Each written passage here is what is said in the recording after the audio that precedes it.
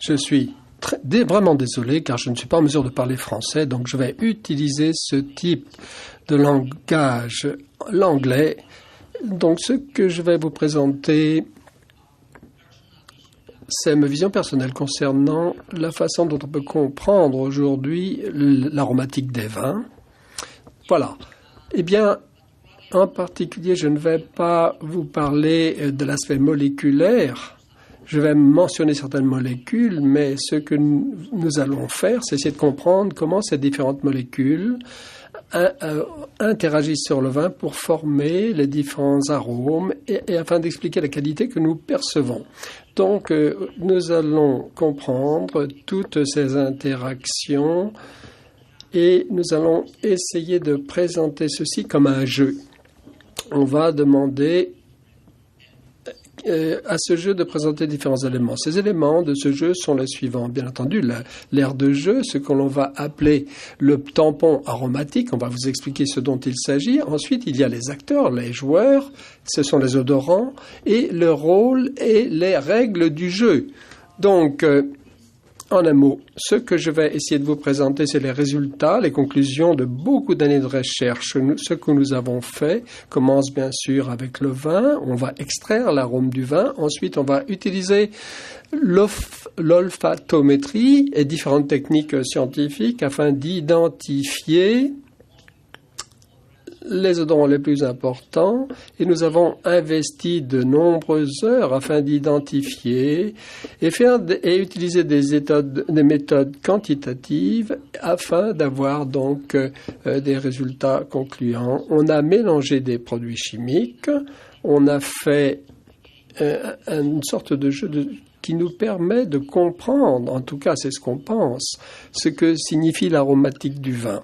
Donc, comme vous le voyez ici, il y a une déconstruction aromatique, mais il y a également un élément très important qui est la reconstruction aromatique. Ce que l'on a appris en quelques mots, c'est que les premières idées, c'est que l'éthanol ainsi que les volatiles de fermentation les plus importants forment ce que l'on appelle un tampon aromatique qui ne peut pas facilement être décomposé. Et donc, les molécules doivent être perçues dans un contexte.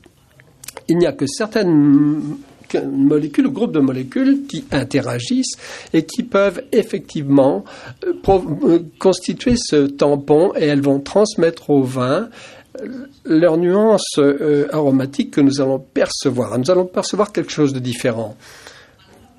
Un autre élément très important, c'est qu'il existe de nombreuses molécules qui, même si vous ne pouvez pas les percevoir en bouche, ont très certainement vont très certainement modifier l'intensité des nuances aromatiques.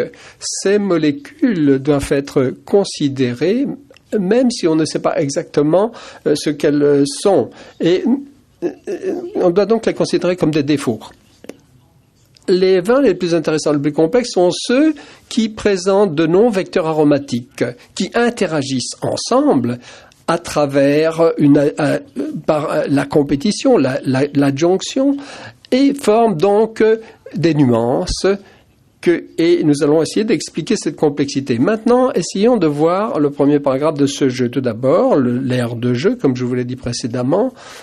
Et qu'est-ce que c'est que ce tampon aromatique? Il y a, bien entendu, 27 substances chimiques qui interviennent dans tous les arômes de vin, dans tous les vins, dans toutes les boissons. Et toutes ces substances chimiques sont concentrées à des niveaux au-dessus du seuil qui produisent donc des arômes vineux qui sont très souvent des nuances aromatiques qu'on n'arrive pas à percevoir. Et elles forment ce qu'on appelle donc le tampon aromatique. Regardons maintenant ce que cela signifie. Voici donc une coupe buccale où on va mettre quelques molécules très odorantes dans l'eau et on va renifler, humer cette solution et qu'est-ce qui se passe? Eh bien, vous voyez que ces molécules vont activer les récepteurs et ensuite il existe une chaîne, un processus cérébral qui finit par donner une perception sensorielle. Dans ce cas, il s'agit de fraises. Mais Si maintenant on met exactement la même quantité de molécules dans le vin, eh bien ces molécules vont interagir avec l'éthanol et les autres volatiles importants et vont bien sûr évoluer vers les récepteurs et provoquer une réaction au niveau cérébral, et donc nous aurons une perception fruitée qui va diminuer ou qui va disparaître. Donc avec cette controverse, eh bien c'est une question bien sûr de perception personnelle au niveau des récepteurs. Et également, il y a une interaction cognitive. Mais nous n'allons pas parler de ceci. C'est quelque chose qui se produit, mais nous n'allons pas le développer.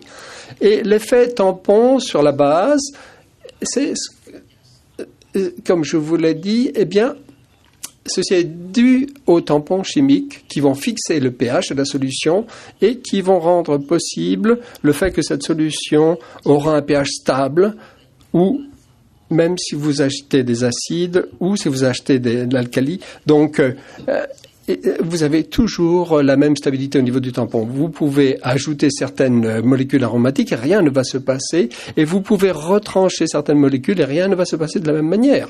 Donc, je vais essayer de vous donner les résultats avec 10 ans de recherche sur cette question. On a commencé par enlever juste une par une les molécules, ou les différentes molécules. Et toutes ces molécules avaient été au-dessus du seuil de perception. Dans ce cas, nous ne pouvions pas voir d'effet sensoriel. Donc, c'était bien un tampon. Dans ces autres cas, nous avons en fait été en mesure de détecter certains effets sensoriels. Mais ce qui se passe, c'est que dans la plupart des cas, ces effets sensoriels étaient si minuscules que les juges n'étaient pas capables de nous dire, ou les dégustateurs ne pouvaient pas dire ce qui s'était passé. Sauf dans 2 cas, on a été en mesure d'identifier une perception sensorielle et un changement sensoriel pour ces molécules. Et celle-ci, l'acétate d'isoamyle, semble avoir un effet quand on enlève. Et cette autre molécule, bêta-damascénone, quand elle a été enlevée, il y a eu une diminution de l'intensité générale du mélange. Donc ici, apparemment, cette molécule a un effet. Et encore d'autres éléments. Par rapport à ce tampon, nous avons différentes molécules avec des concentrations qui sont parfois très importantes. Et une fois de plus, les effets d'ajouter des molécules importantes ou de nombreuses molécules a été nul. Et dans la plupart des cas, comme vous pouvez le voir, eh bien, les effets étaient soit pas très importants ou très légers, ou ce qui est très important également, c'est que dans la plupart des cas, par exemple, si vous ajoutez le phénylanol, et si vous ajoutez du caramel, et on ne va pas percevoir dans ce cas le caramel. Ce qu'on va percevoir, c'est un peu plus de banal avec l'acétate d'isoamyle. C'était général. Il n'y a eu qu'un cas dans lequel l'effet sensoriel a été bien associé avec un changement de la qualité de l'odorant. Et une fois de plus, c'était le cas de l'acétate d'isoamyle. Donc, ce que l'on peut conclure, c'est que dans ce cas, avec ce tampon particulier, on ne peut pas généraliser. Il y a eu cet effet. Et ce tampon, l'acétate isoamyle, c'est la seule molécule qui a modifié le tampon et a provoqué une senteur que nous avons pu percevoir, et cet arôme. Est-ce que tous les tampons sont tous aussi forts? Bien sûr que non. C'est un élément très important qu'il faut prendre en considération. En général, plus le niveau d'alcool est élevé, plus le tampon devient agressif et le décomposer deviendra beaucoup plus difficile. De plus, à chaque fois que vous avez un tampon très agressif, compte tenu des conditions de fermentation, eh bien le vin ne pourra pas communiquer, ne pourra pas exprimer les arômes ou les molécules d'arômes qu'il contient. Et le fait qu'aujourd'hui on ne comprend pas très bien ces éléments, on ne sait pas comment ils interagissent.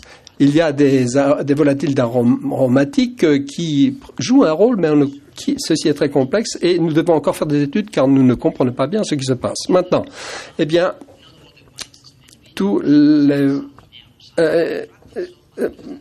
en fait, il y a des molécules qui peuvent modifier la composition du tampon. On a observé également que ce tampon peut être décomposé à travers une molécule odorante avec une concentration relativement importante. Parfois, vous avez un groupe aromatiques homologues qui interagit ensemble ou ça peut être une association de différents groupes de molécules qui partagent leur effet et que l'on va retrouver dans le descripteur aromatique. Dans certains cas, on parle d'odorants impactants, et dans le deuxième cas, on parle de famille impactante, et dans le troisième cas, on va parler de famille ou de composés aromatiques mineurs ou subtils. Donc, afin d'expliquer ceci, j'aimerais vous présenter ce que nous appelons l'approche physico-chimique. Ici, vous avez le ratio entre l'intensité de l'acétate isoamide et la concentration. Et on peut diviser cette courbe en 4 zones, comme vous le voyez sur cette diapo, avec l'acétate présent à des niveaux très bas. On peut le percevoir sur les vins quand le vin contient cette molécule à ce niveau de concentration. Ces molécules vont juste contribuer, avec bien d'autres, à une perception aromatique fruitée du vin. Toutefois, si cette molécule est présente à des niveaux plus élevés de concentration, eh bien, vous aurez une perception plus importante. Pas majeure, mais quand même beaucoup plus importante. Maintenant, dans cette zone de transition, vous avez donc une perception fruitée et de banane. Certains le percevront, mais pas tous. Et finalement, vous avez à haute concentration, vous avez une molécule qui va impacter considérablement la perception. Et dans tous les cas, notre cerveau va détecter clairement cette saveur de banane ou cette senteur de banane caractéristique. Maintenant, si on considère la plage sur laquelle ces molécules peuvent se trouver dans le vin, on va constater que sur les vins, vous pouvez trouver cette molécule à tous ces niveaux de concentration. Donc, ce qui signifie que pour le vin, ces composés seront soit subtils, dans d'autres cas, la contribution sera plus nette, dans certains cas, vous aurez une contribution majeure, et dans d'autres cas, vous aurez un défaut ou un manque d'impact, si on ne veut pas avoir, ou si la senteur de banane vous gêne. Parallèlement, la deuxième molécule que nous avons considérée, on va prendre exactement la même courbe, on va faire les mêmes études, et qu'est-ce qui se passe ici? Vous voyez que la gamme naturelle pour ce vin est très différente de la gamme dans laquelle il peut y avoir un impact. Ce qui signifie qu'avec ce vin, eh bien, ce composé en soi peut être subtil, ou alors un contributeur très net dans certains cas. Donc, ces possibilités sont telles que nous pouvons classifier les composants aromatiques du vin en fonction du rôle qu'ils peuvent potentiellement jouer dans les vins. Tout d'abord, les composés impactants ou les familles. Eh bien, tous ces composés ou ces familles de composés peuvent très certainement transmettre leurs caractéristiques spécifiques d'arôme au vin.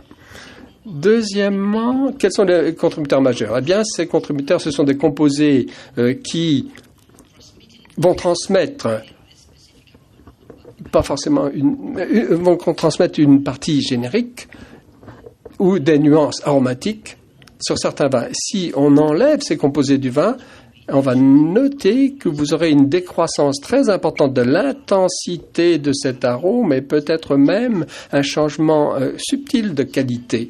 Et ensuite, vous avez ce qu'on appelle les contributeurs nets. Ce sont des composés qui sont toujours en interaction avec d'autres composés et qui contribuent donc à une note générale, fruitée par exemple, ou florale, et si on les enlève, il y aura une décroissance de l'intensité aromatique, mais pas de changement au niveau qualitatif en ce qui concerne la qualité du vin. Et bien évidemment, il existe aussi des contributeurs mineurs qui seront des composés qui vont contribuer ensemble avec d'autres composés pour mettre en valeur certaines propriétés du vin, mais leur contribution est si faible que si vous enlevez l'un de ces composés, vous ne pourrez pas noter de changement en bouche. Donc, quels sont ces composés impactants ou à fort impact? J'ai trouvé donc dans les raisins le linalol, l'oxyde rose et le bêta-damascénone. Et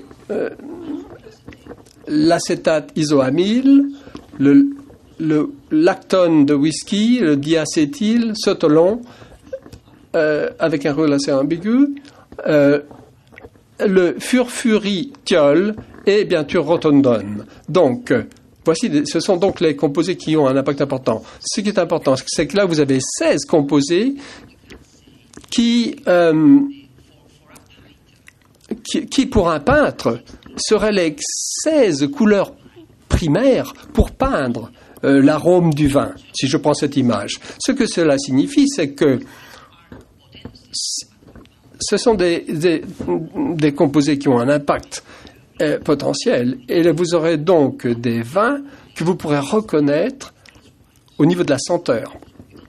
Donc nous n'avons pas beaucoup de temps, mais bien sûr, vous pouvez reconnaître le muscat, le gewürztraminer, etc. Tous ces vins, Sauvignon blanc, quelques rosés, Sauternes, etc. Bon. Maintenant, un élément important ou un concept important, c'est les familles d'arômes. Et n'oubliez pas que les vins sont des boissons extrêmement complexes, ce qui signifie qu'il existe plusieurs composés qui sont produits avec les mêmes racines biochimiques, plus particulièrement au niveau des raisins et lors de la fermentation. Et très souvent, ces composés partagent des propriétés aromatiques. Donc cela signifie que ces groupes de composés vont interagir collectivement afin de produire une action concertée sur la note aromatique. Par exemple, les esters d'éthyle sur les acides gras. Ici, vous avez au moins 5 ou 6 éthyles qui vont donner l'odeur de fraise. Vous avez l'éthyl isobutyrate, l'éthyl isovalérate, etc. Si on revient maintenant à la courbe avec la plage de perception, et on s'aperçoit que ces molécules ne peuvent jamais être un contributeur important du vin. Mais si on prend en considération le fait que ces composés aromatiques vont agir de manière concertée avec les autres ester éthyle des acides gras, eh bien les différences deviennent évidentes parce que naturellement la gamme naturelle va s'agrandir de sorte que si j'en reviens à cette diapositive, eh bien en fait cette courbe peut passer par cette zone de transition et on peut se rapprocher de la zone d'impact. Et donc, cette famille est très importante pour la perception de la note fraisée dans les vins. Bon, il existe bien d'autres familles importantes, vanilline, les sucres brûlés, les phénols.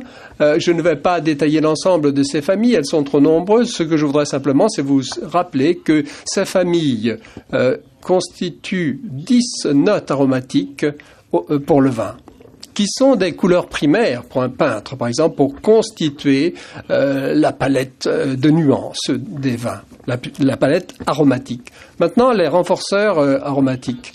Les renforceurs, eh bien, ce sont des composés qui vont contrer l'effet de suppression du tampon. Ce qui fait que si vous ajoutez cette molécule, vous allez percevoir quelque chose que vous ne pouviez pas percevoir précédemment. Et dans certains cas, il est très intéressant de voir que ces composés vont changer la perception sensorielle, de sorte que la perception sera différente de ce que vous aviez senti précédemment. Et il existe 3 molécules qui ont un rôle important que nous avons identifié. Vous avez la bêta-damascénone, DMS, Et par exemple, quels sont ces renforceurs de goût? Eh bien, si vous prenez par exemple 13 esters fruités, vous vous apercevrez, pour les vins rouges, si vous ajoutez ceci à de l'eau, vous aurez une odeur de pomme extrêmement intense. Maintenant, si vous mettez ce mélange dans une solution très alcoolique, eh bien, vous allez percevoir, vous ne pourrez pas percevoir de différence. Et maintenant, si vous ajoutez simplement au vin, vous ne constaterez aucune différence de goût. Donc ici, vous avez les enhancers, les renforceurs de goût. Vous avez ces différentes molécules. Et avec l'éthanol, il semble que vous avez une note de fruits de baie.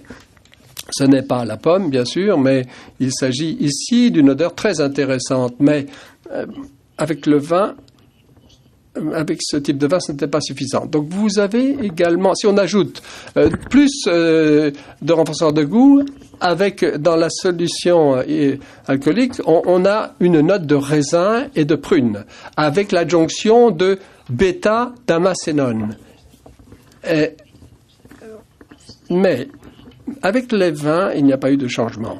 Et donc, l'adjonction au vin n'a pas provoqué de changement. Mais avec les sulfides de diméthyle, eh bien, il y a eu des changements et avec une note aromatique fruitée et de baie très importante. Donc, c'est la façon dont cette molécule fonctionne. Maintenant, quels sont les défauts? Je ne vais peut-être être obligé de conclure, mais non, c'est pas encore tout à fait. Comme j'ai une demi-heure, j'ai peut-être encore un peu de temps. Voilà. Est-ce que j'ai 5 heures? Non, j'ai pas 5 heures. Donc, l'idée suivante concerne les défauts. L'une des réponses, c'est quand on obtient quelque chose qu'on n'attendait pas avec le produit. Je voudrais attirer votre attention sur le fait que ceci est une définition relativement modulable et sera en fonction de votre expérience et de ce que vous attendez. Bien évidemment, le monde de la phénologie présente beaucoup de vins avec des grands défauts et les consommateurs sont habitués à ces défauts et pensent qu'ils sont des vins fantastiques. Donc, je ne pense pas que ce n'est pas une très bonne définition. Et de plus, cette définition n'est valable que si vous ne pouvez pas percevoir l'éthanol. Mais le point important, c'est que on doit prendre en considération ces défauts quand la qualité aromatique des produits s'améliore après l'extraction de ce défaut. Donc, cette définition pragmatique présente tous deux avantages, à mon sens. Elle réduit la relativité et, de plus, elle inclut les défauts comme des substances qui peuvent avoir un effet négatif sur la qualité aromatique du vin, même si on ne les perçoit pas, même si c'est donc le cas le plus fréquent de nos jours. Donc, j'en reviens à cette courbe. Maintenant, voici un exemple pour expliquer cette idée. Ici, il s'agit d'une substance que vous connaissez très bien, l'éthylphénol dans le vin. Vous voyez les différentes senteurs que vous allez percevoir en bouche quand il y aura du éthylphénol dans le vin, en fonction bien entendu des vins considérés, mais je voudrais quand même attirer votre attention sur le fait que la plupart du temps, il n'y a que dans cette zone que ce composé pose un problème. Mais, toutefois, dans ces zones, il existe même si vous ne percevez pas ceci, eh bien, ceci enlève une grande partie des caractéristiques du vin. Je vais vous montrer cette diapositive. Ce sont des exemples réels. Ici, vous avez certains vins artificiels que nous avons fabriqués et avec une notation de leur qualité. Vous avez différents niveaux d'éthylphénol dans ces vins. Comme vous pouvez le voir, dans le premier cas, il s'agissait on a facilement changé l'arôme. Dans le deuxième cas, c'était un peu moins facile. Et dans le troisième cas, c'était encore plus compliqué de changer l'arôme. Toutefois, dans tous ces cas, les juges, les dégustateurs ont considéré que à 700 parts par million, eh bien, le vin était fortement phénolique. Mais toutefois, dans cette zone, il faut remarquer que dans tous les cas, il n'y a eu que 55 parts par million d'éthanol qui vont rendre le vin le rendre moins fruité au niveau de la perception. Donc c'est un effet important sur la qualité du vin. Donc, en fonction de cette définition, je pense que l'on peut faire une liste des composés qui peuvent être considérés comme dépréciant la qualité du vin. La question de la dépréciation de la qualité est liée à la qualité, bien sûr. Nous avons, pendant de nombreuses années, essayé de relier la qualité avec la composition des vins et dans tous les cas considérés, on a toujours remarqué qu'il y avait cette équation. Toujours la qualité qui est égale, d'une certaine manière, à la somme de tous les contributeurs positifs du vin. Et vous avez également à retrancher, il faut retrancher tous les contributeurs négatifs. Donc c'est ça l'équation de la qualité. Donc ça semble être une vérité générale, mais il faut prendre en considération le fait que ceci n'est pas nécessaire, car les contributeurs négatifs n'ont pas besoin d'être au-dessus du seuil. Et il n'est pas nécessaire non plus que les vins montrent une saveur problématique. Donc,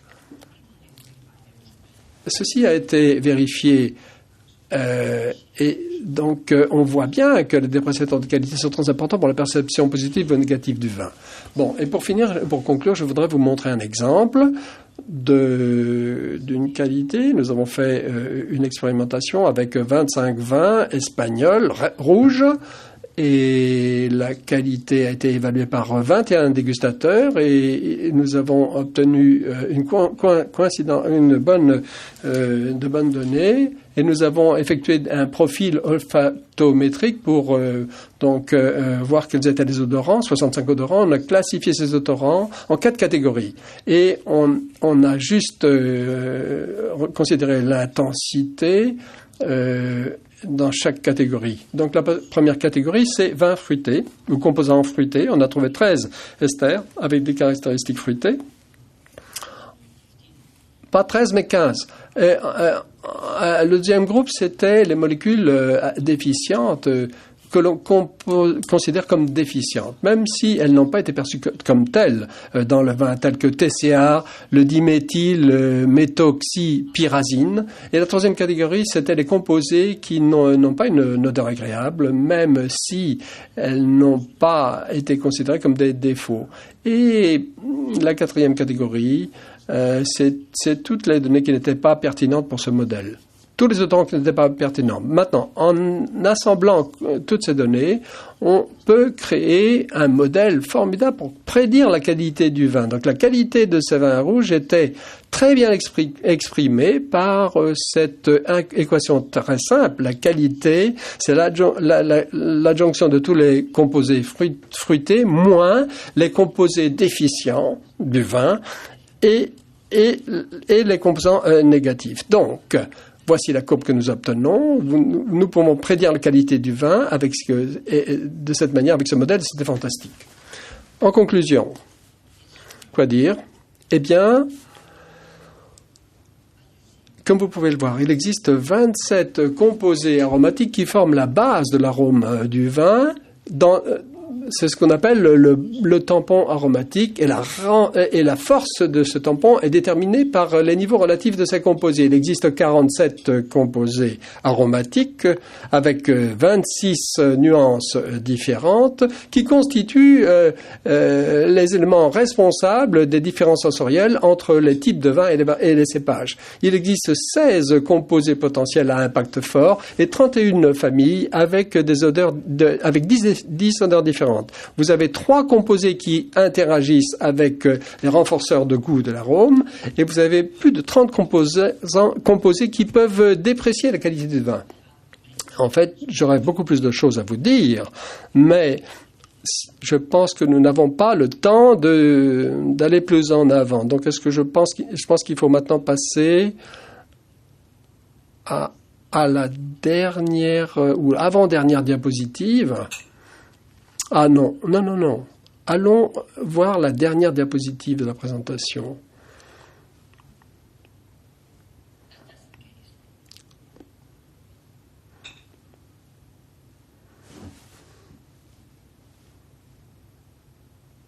Il faut aller plus loin, plus loin, plus loin. Voilà.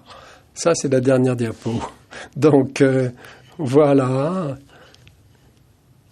Bien sûr, je voudrais remercier toutes les personnes qui ont travaillé au laboratoire avec moi. Il y a 17 personnes et bien d'autres ont travaillé pendant des années pour faire ces recherches importantes. Nos sponsors doivent être félicités. C'est bien l'Union européenne, le ministère espagnol et la députation d'Aragon. Et mon message final, n'oubliez pas que l'arôme du vin doit être apprécié avant tout, comme un orchestre symphonique. Donc la qualité est fonction de l'harmonie. C'est toujours difficile de voir qui n'est pas en accord. Il y a une complexité du son qui augmente avec la taille de l'orchestre. Et bien sûr, plus la complexité est importante, plus le rôle de l'individu ou des composés individuels devient petit, devient faible. Merci pour votre attention.